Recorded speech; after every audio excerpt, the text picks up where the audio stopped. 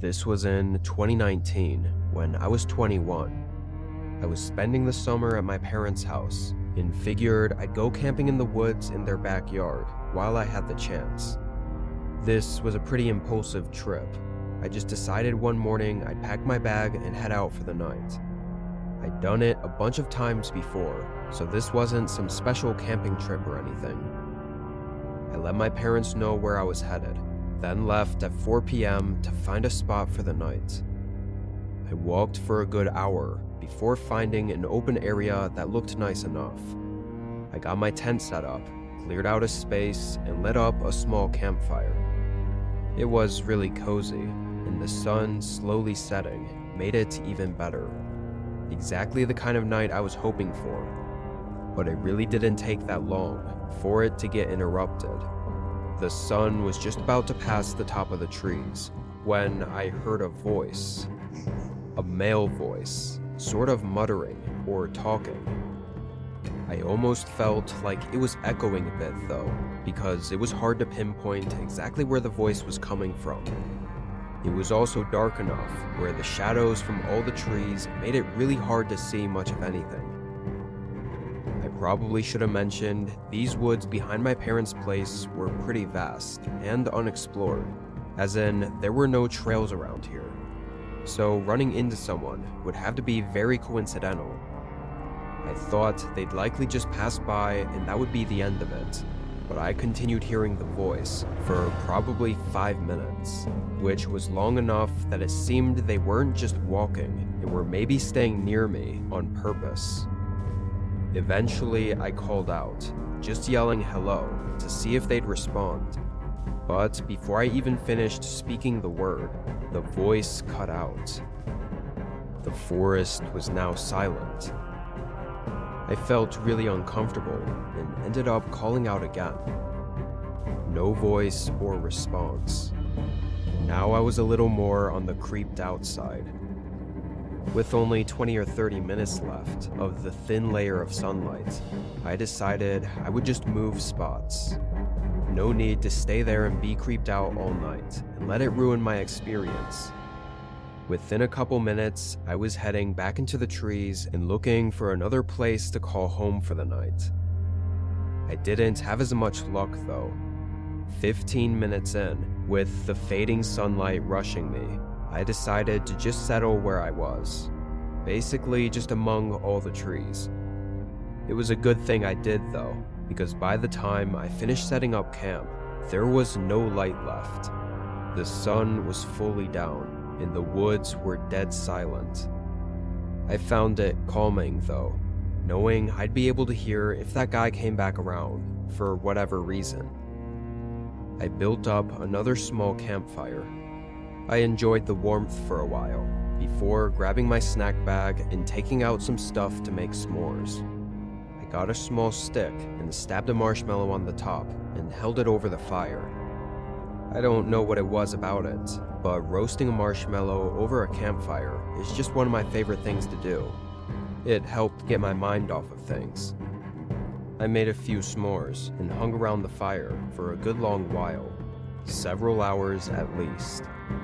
It was pretty late by then, and I was letting the fire begin dying out. It was still somewhat bright, but only half as much as it was before. But then I heard the crunch of leaves behind me. I thought it sounded like somewhere to the back left of my campsite. It was completely dark though, and once I was looking over there, whatever it was had stopped moving. Again, I called out. Honestly, I wasn't expecting much, considering how last time went. But a few moments later, a man stepped out of the woods and into the light. Though it startled me, because he came from a different area than what I was looking at. "Didn't mean to scare ya," he said with a smile as he casually walked up to the fire and sat next to it. He held his hands out to warm them by the fire. He acted as if he were supposed to be there, or like he knew me or something. Can I help you? I think you're at the wrong campsite," I said. "No." I didn't know which part he was saying no to, but either way, it was an unsettling response to not add anything to. I sort of had to think for a few seconds about what to do or say, so there was a very strange, tense little bit as we both sat by the fire, not speaking. It got so tense that I sort of just asked whatever came to mind, which in hindsight, I probably shouldn't have. "Do you happen to be the one I heard talking out in the trees around my other campsite earlier?" The man stayed looking at the fire, but his face visibly fell flat. "Must have been someone else," he said with a much colder, monotone voice. Something was extremely off about all this, but I still didn't know how to get out of it without risking causing trouble. Before I was able to think too much about it, a stick cracked behind me. I looked back. It was from the same spot to the back left of the campsite. My heart sank. The man wasn't alone. Someone else was here. I turned and looked back toward the campfire. He was staring at me. To be perfectly honest, I don't even remember whether he was smiling or angry or what, because all I remember was the intense, cold, and dead look in his eyes. I instantly sprung up from my chair and made a dead sprint into the trees. I heard one of the men say something, clearly talking to the other in frustration, and momentarily I heard footsteps running up behind me. However, as I got deeper into the woods and into the darkness, I lost them. Having grew up in these woods as my backyard, I was still able to somewhat navigate through them and to the road, following it back to my parents' house. They called 911 for me. Long story short, I led a team of officers to the campsite in the morning. Everything was gone. I don't know if that makes things better or worse. On one hand, it could have meant they were just there to rob me. But on the other hand, it made it definite that they had bad intentions, so they really could have been trying to do anything. After all, one of them did chase me for a minute. Shouldn't surprise anyone to say I never went back in those woods behind my parents' house.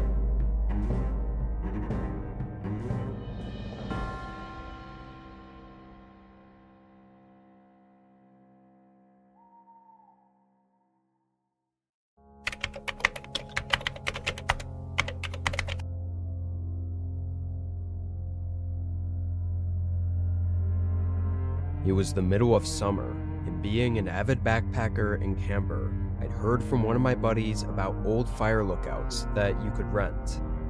Apparently, they were retired lookout stations, usually in the middle of nowhere, miles and miles into the forest. The one I chose was pretty much the most isolated one I could find. It was easier to rent, having available slots basically through the whole summer, and I liked hiking anyway. There was only a single picture I could find of it though, and it was super old and blurry, so really I had no clue what to expect of the lookout tower. I knew it was built in the 1950s, so it'd be old, but as far as how much restoration was done to it, I was going in blind. I brought my usual backpacking gear and started the hike at 9 a.m. There wasn't much out there as far as views go. Not for the first few hours. It was just very dense, harsh forest terrain. The trail wasn't even much of a trail anymore, just a very rough path. After 5 hours though, I finally got a glimpse of the lookout tower. It was far in the distance still, sitting atop a mountain. It looked very small and wasn't one that was high up on stilts. It looked more like a cabin than anything. Maybe raised up 10 to 15 feet. There was another hour of trekking before I actually got there. The hike was definitely worth it just for the view alone. Felt like I could see the whole world from there. The fire lookout was in rough shape, however, very noticeably old, with some patchwork here and there done to certain parts. It had a wraparound staircase of 20 or so steps leading up to the walkway that went around the whole lookout. And the inside was entirely empty. It wasn't glamorous, but honestly, it could have been worse. And to have this view, I'd take it any day. With a few hours of sunlight left, I tossed my bag down, made some food, and relaxed on the outer ledge. It was real quiet up there, just the sound of birds and wind. I was pretty beat from the hike up, so after the sun fell past the horizon, I threw my sleeping stuff on the wooden floorboards and laid down. It was only around 8, so even though I was exhausted, I couldn't quite fall asleep as fast as I wanted. I think 30 to 40 minutes went by. Then I thought I heard something outside the lookout tower. Before I could even get up and look, there were clear footsteps coming up the stairs. I hurried out of my sleeping bag and up to the door, which notably had no locks on it. A few seconds later, a man came around the corner. He was older, say late 40s, and had longish blonde hair. Somehow, he wasn't startled when he saw me, almost like he knew I was already up here. "Great place to stay a few nights, isn't it?" he said, grinning and walking up closer to me. I agreed, still a little nervous, and mentioned I booked it for the next 3 nights. I was already a little put off though, because I knew there was nothing else around here, so him being here while I was also here was really strange. I asked if he was camping around here. "Actually, I was hoping to be staying here tonight," he said, again with a grin. I wasn't sure how to respond to that, but I ended up just saying sorry. "Well, it looks like you've got enough room in there. I mean, it's just you here, right?" After hesitating for a second, I lied, saying a friend of mine was just a few minutes out, and that unfortunately we couldn't let him stay here with us. He looked at me, grin fading from his face, and didn't say anything for a moment, then nodded and started to leave. It wasn't until he turned around to head back down the stairs that I noticed he didn't have a backpack, no gear at all. Surely he had to have left his pack somewhere nearby.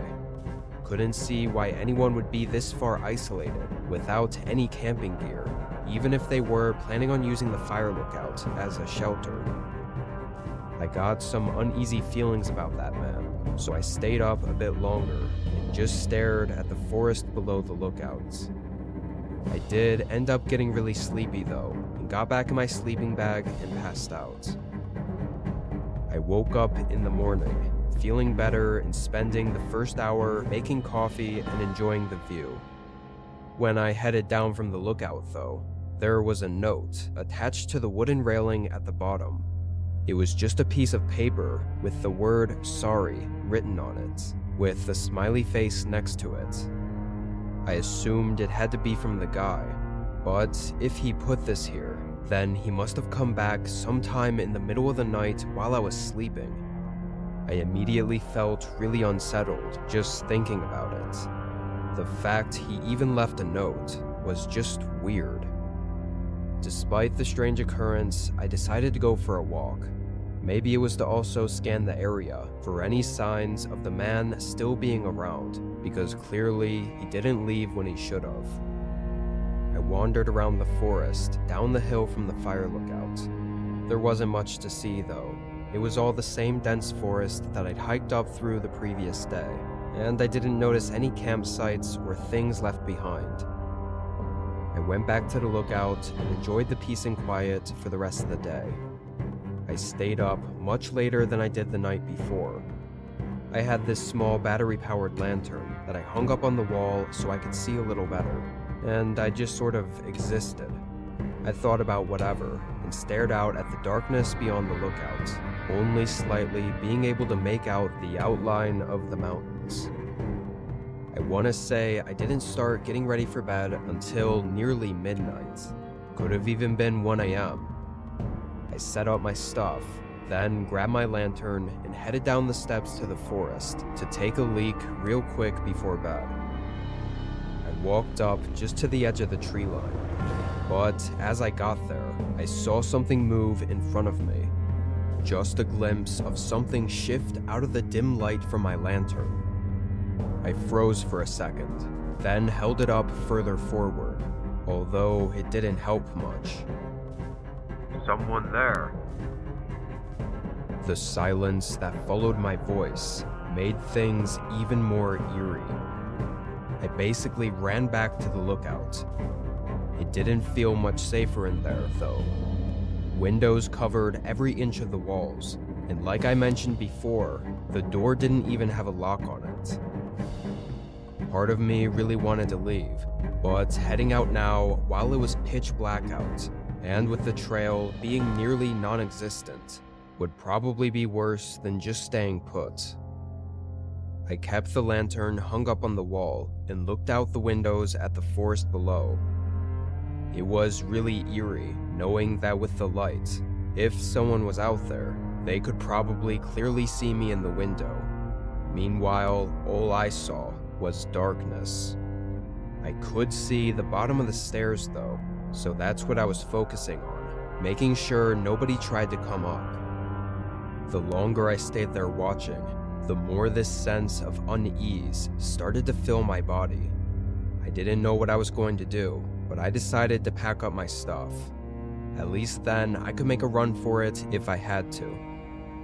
As I stuffed my backpack, I would stop every 30 seconds and go back up to the window to look out at the stairs, then continue packing, repeating this over and over until I finally got everything in my bag and ready to go. I set it up against the wall, then went back to the window. There was a man at the bottom of the stairs. He was standing right at the first step, staring at it, like he was just waiting there. I could only see part of him through all the railings, but I was sure it was the same man from yesterday. He had no backpack on and looked about the same height. I was beyond terrified. Why was he back? And why was he just standing there motionless at the bottom of the steps? What if he decided to come up again? Everything was making my mind race. I must have been at the window watching him for 2 whole minutes before the man finally moved. He took a couple steps back, pausing for a moment, then walked off. The way he went, though, was blocked off for me by the walkway, so I lost sight of him. And if he did keep walking in that direction toward the forest, it was too dark for me to tell. In the moment, I felt sure the man was stalking me, or at least keeping watch of me, and creeping up too close for comfort, especially in the middle of the night. It could have just been my gut telling me something, but I felt like if I stayed any longer, something really bad would happen. I waited a few minutes, then I grabbed my bag and quietly walked down the steps and to the surface below the lookout tower. I can't even describe how unnerved I was, walking away from the tower and into the dark forest, knowing there was a chance the guy was still watching me, and possibly following me into the trees. For that very reason, I kept my pocket knife open and in my hand the entire time. I walked for about 15 minutes, which was when the trail started to get a lot less defined, so I was forced to pull out my lantern. I hoped I was far enough that the man didn't follow and wouldn't be able to see the lights. The next 5 hours were exhaustingly unsettling. By then, the sun had come up though, and I was able to finish the hike and leave the forest. I think it's hard to fully put into perspective how horrifying those nights were. Something in me knew there was something bad about that man, and his intentions.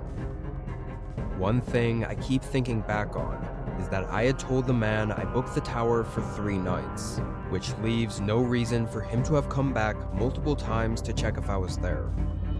It also means he likely thought I'd be there for the 3rd night, so had I not left early and actually stayed for the 3rd night, things might have taken a much more disturbing turn.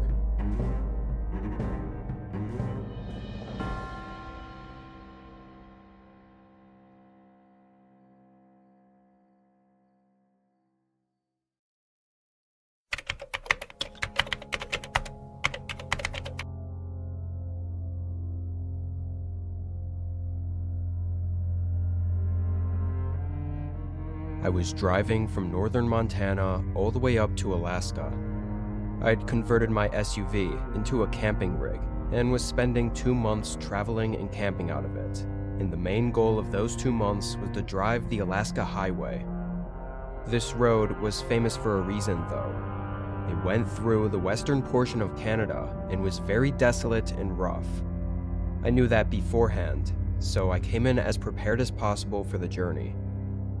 Of everything to be nervous about, though, the one thing that had me feeling a bit more vulnerable was that because I had to drive through Canada, I couldn't bring any firearm with me.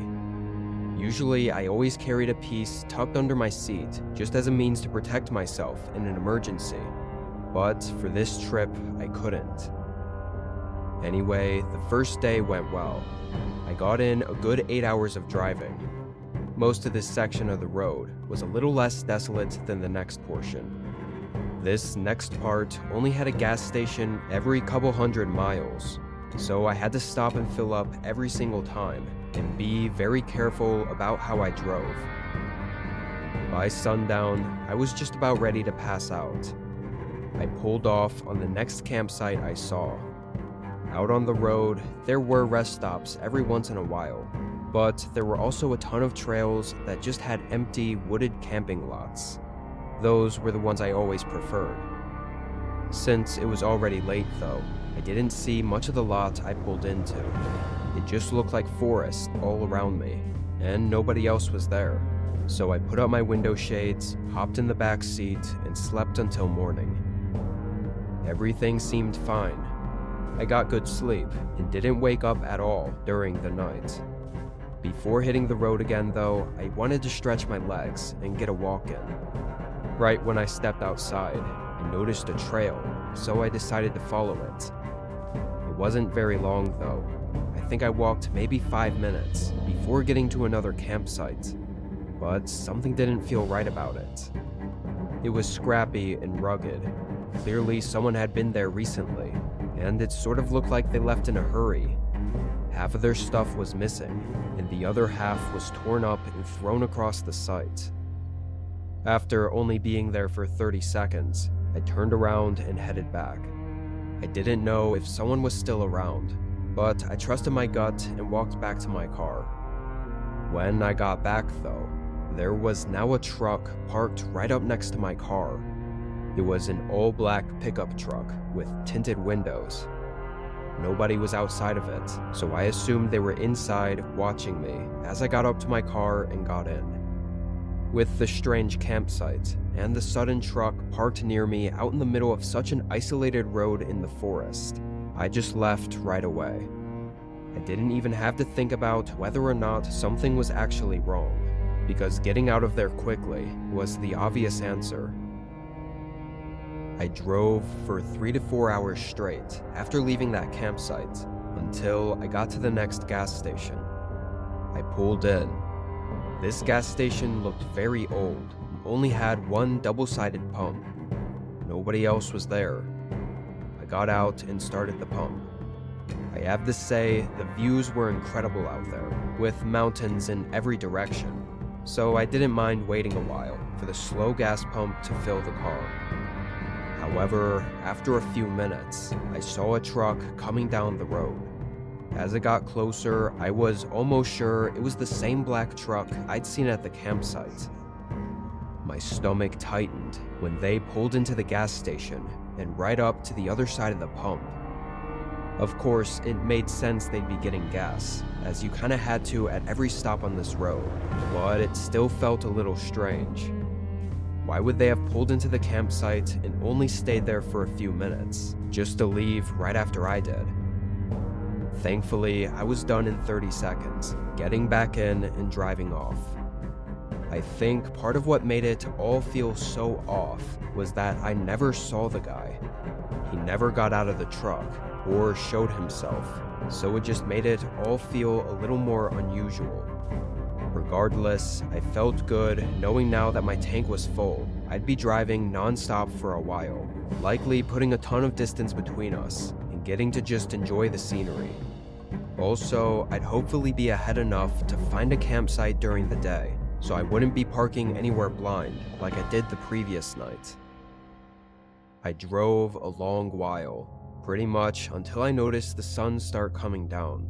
Then I found a decent spot to pull off. It felt a little more hidden. The trail sort of nestled away in the brush, and there weren't any signs of anyone having been here recently, so it definitely wasn't a popular place to camp. I felt a lot more safe here than I did before. I really wanted to set up my tent and have a nice outdoor campsite, as it was way more spacious than sleeping all cramped up in the back of my car.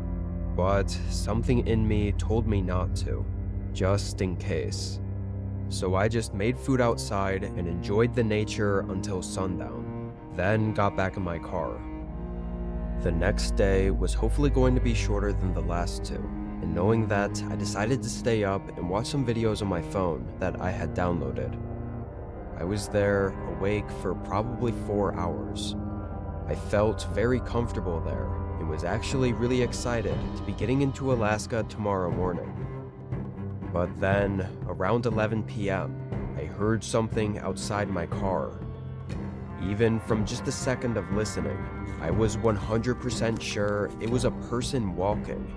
The dry sticks and leaves made it very loud and distinct. I quickly put my phone down and sat up to look out the window, but I was beat to it. A man's face was pressed up against the side window, staring in at me. I could barely see him, but there was no mistaking that that was what I was seeing. I jolted back, losing my breath from the instant fear. They also moved back, disappearing into the void of darkness just past the window. I immediately jumped up to the front seat, seeing the second guy that I'd heard walking, running up to the car. He smashed open the back window just as I got to the front. My adrenaline flowing made it hard to do the simple task of getting my keys out and starting the car. That, on top of also looking back at what the men were doing. One of them was running up to my driver window, while the other was sticking their arm through the broken window to try opening the door from the inside. In the panic, I somehow managed to get the keys into the ignition and turn it on right as he opened the back door. I floored the car. As I pulled out, I passed by that same black truck parked off the path, sort of hidden in the bushes. They had followed me all this way. I drove a mile or so, then pulled off to close the back door that was still hanging open, and to call the police with what little cell service I had. Obviously, out in the middle of nowhere, it took forever, and the men were probably long gone. I never got their license plates, and it was too dark to get any facial features, so it was a lost cause. Despite the horrible experience, I still ended up making it to Alaska and enjoying the rest of my trip after repairing the window. What both of the men were intending to do, breaking into a car in the middle of the woods at night, knowing I was inside, is left to speculation. I prefer to not even think about it.